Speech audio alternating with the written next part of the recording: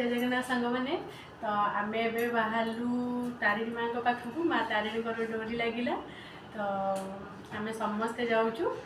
मु मिश्र बाबू गोपी गोपाल एंड मो जो मौसी मौसी घर मौसी दी घर आ समस्ते मिसिकी जाऊँ तो चलते सांग मैंने से तो ये गाड़ी नहीं आसवे आवा आपण मानक देखा आपण मैंने आगे देखु तारिणी माँ का दर्शन भी करेंगे तो चलतु। तो फ्रेंड्स ये देखी पारे आम तो बाहरी आसचु तारिणी माँ पाखक तो ये आम गाड़ी में बस सारूँ तो बाहरी आसचु ये मु भौणी भाई गोपी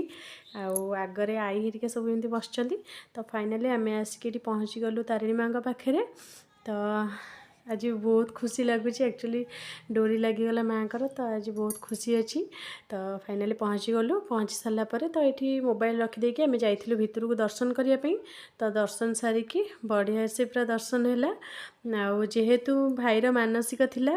तो से आम समस्ते सी आमको लेकिन जाइला तो मानसिक माने नड़िया बाड़ेबार थिला नड़िया बाड़े सारिकी दर्शन सारी भल भल पलि आसलु तो आसी सारापर आम पलि आसलु गोटे होटेल को खाइबापी तो लंच टाइम हो जाता तो ये पलि आसलु खायापी ऑर्डर दिया दही पखाल तो बहुत भेराइटी देइथिला माने पखाल सहित खायापी तो दही पखाल माने मु नहीं गरम भात मिश्र बाबू नहीं दही पखाल